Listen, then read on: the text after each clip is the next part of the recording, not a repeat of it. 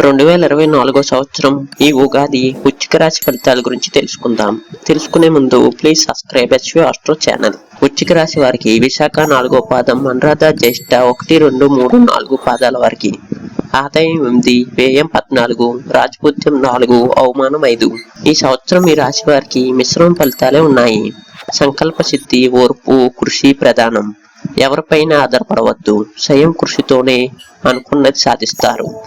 ఆదాయ వ్యయాలు అంచనాల విరుద్ధంగా ఉంటాయి. తరచూ చేయబదులు రుణాలు చేయవలసి వస్తుంది. అవసరాలు అతి కష్టం మీద నెరవేరుతాయి. స్థిరాస్తి వ్యవహారాల్లో అప్రమత్తంగా ఉండాలి. ఒత్తిళ్లు, ప్రలోభాలకు లొంగవద్దు. బంధుమిత్రులతో సత్సంబంధాలు నెలకొంటాయి. తరచూ శుభకార్యాల్లో పాల్గొంటారు.